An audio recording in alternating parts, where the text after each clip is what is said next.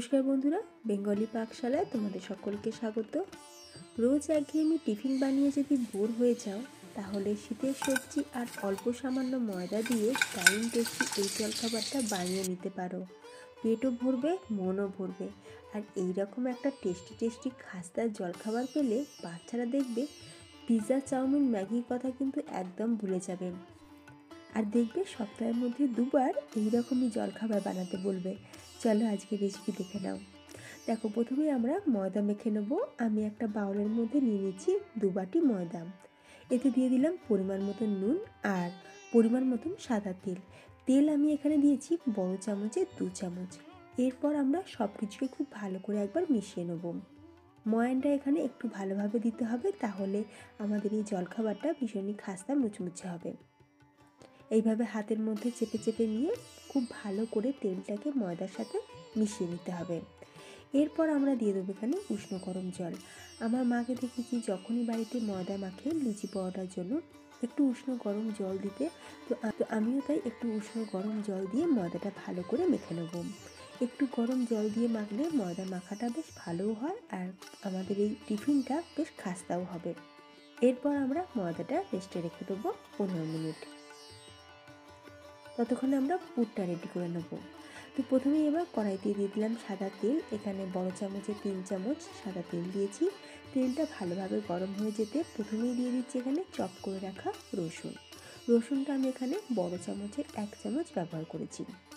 তো রসুন কুচিটাকে দিয়ে 10 সেকেন্ড একটু ফ্রাই করে নিয়েছি। তারপর দিয়ে দিয়েছি পেঁয়াজ। এখানে 3টে মিডিয়াম সাইজের পেঁয়াজ এরকম সরু সরু করে কেটেছিলাম। পেঁয়াজটাকে দিয়ে একটু ভাজা ভাজা করে নেওয়ার পর দিয়ে দেবো এখানে বেশ কিছু সবজি: আলু, বিনস, ফুলকপি, বাঁধাকপি, ক্যাপসিকাম, গাজর, মানে তোমরা যেরকম সবজি পছন্দ করো তো সেইভাবেই সবজিটা দিয়ে দিতে পারো। তো এখানে তোমরা চাইলে একটু মটরশুঁটি দিতে পারো, মানে তোমাদের হাতের কাছে যা সবজি থাকবে সেটা দিয়েই বানাতে পারো। আর যদি বিশেষ কোনো সবজি নাও থাকে, যদি ফুলকপি থাকে বা যদি বাঁধাকপি থাকে, তাহলে আলু, ফুলকপি, বাঁধাকপি দিয়েও বানাতে পারো। এরপর দেখো, আলু আর ফুলকপিটা প্রথমে দিয়ে কিছুক্ষণ একটু ভাজা ভাজা করে নিলাম। তারপর দিয়ে দিয়েছি চপ করে নেওয়া কাঁচা লঙ্কা আর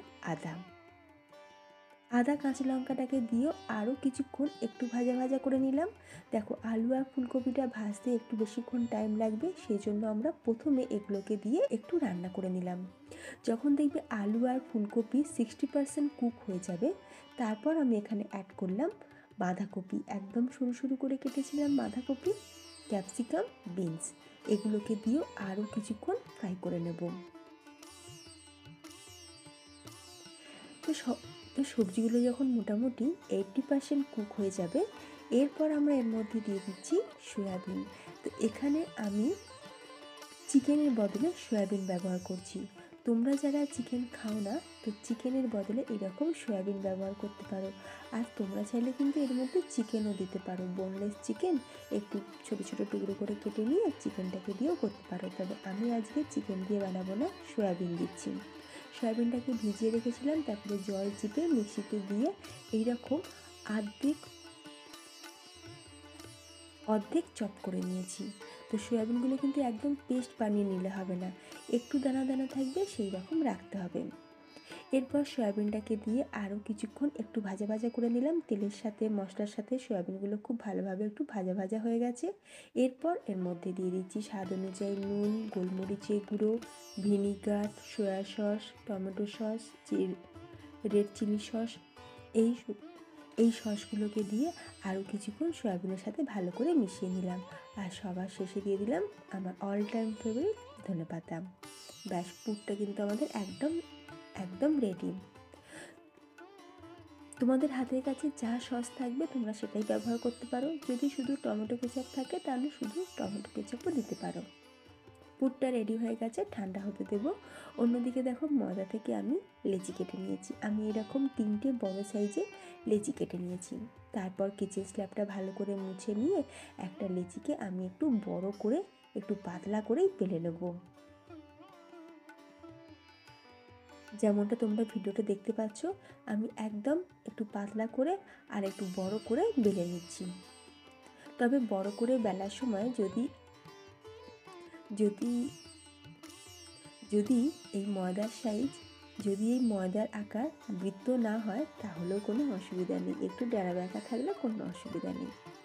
এরপর দেখো গোল করে কেটে নেওয়ার পর আমরা এবার এটাকে 4টে টুকরো করে কেটে নিলাম। এরপর এক একটা ময়দার এই অংশের মধ্যে আমরা পুরগুলোকে দিয়ে দেবো। এইভাবে করে নিলে আমাদের শেপটাও যেমন সুন্দর আসবে আর অনেকগুলো একসাথে কিন্তু তৈরিও হয়ে যাবে, মানে আলাদা আলাদা করে করতে লাগবে না। একসাথে আমরা পুরটাকে প্রথমে সবগুলোতে দিয়ে দিলাম। এরপর দেখো মোড়ার পালা, এইভাবে মুড়বো। তো মোড়াটাও তোমাদের আমি দেখিয়ে দিচ্ছি।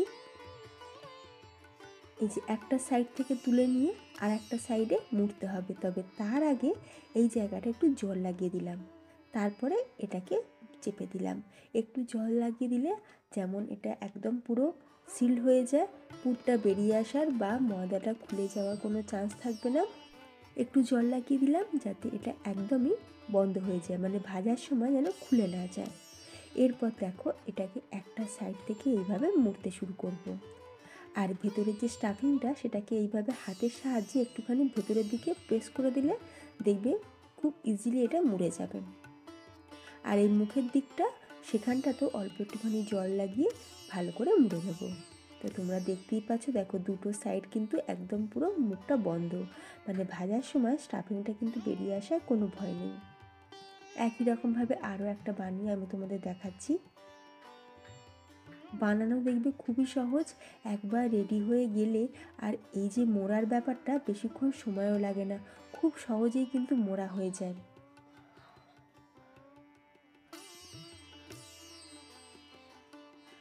তবে ফোল্ডের জায়গাগুলো একটু করে জল লাগিয়ে দিয়ে তারপরে মুড়ে নেবে, তাহলে মোড়াটা একদম খুলেও যাবে না। তো প্রথমে আমি কয়েকটা রেডি করে নিয়েছি, এরপর এগুলোকে আমরা তেলে ফ্রাই করে নেব। আমি এই তেলের মধ্যে অলরেডি আগে কচুরি ভেজেছিলাম, তো সেই তেলের মধ্যে আবারও আমি এই নাস্তাটা ভেজে নিচ্ছি। গ্যাসের ফ্লেমটাকে লো টু মিডিয়ামে রেখেছি, কারণ হাই ফ্লেমে দিয়ে ভাজলে ওপরটা কালার এসে যাবে কিন্তু ময়দার ভেতরের অংশটা কাঁচা থেকে যাবে।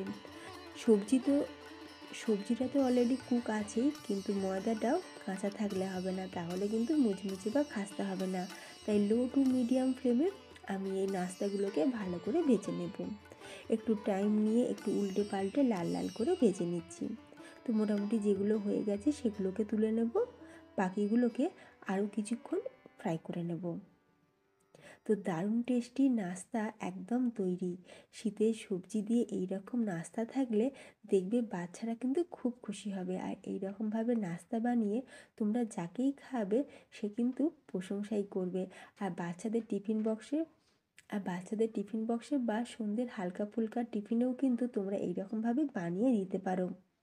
আর আওয়াজটা শুনে তোমরা বুঝতেই পারলে কতটা খাস্তা আর মুচমুচে হয়েছে। তোমরা বাড়িতে এইভাবে বানিয়ে দেখো, আর বাড়িতে বানালে আমাকে অবশ্যই কমেন্টে জানিও তোমাদের কেমন লাগলো। আজকে রেসিপি ভালো লাগলে ভিডিওতে একটা লাইক দিও, শেয়ার করো। তার সাথে চ্যানেলের নতুন বন্ধু হয়ে থাকলে প্লিজ চ্যানেলটি সাবস্ক্রাইব করে পাশে থেকো। তোমাদের একটা আমি কেটেও দেখালাম, দেখো ভেতরে দেখতে পাচ্ছ পুরো একদম স্টাফিংয়ে ভরপুর। তো তোমরা এইভাবে বানিয়ে নাও। তাহলে ভিডিওটা আমি আজ এখানেই শেষ করলাম। ধন্যবাদ।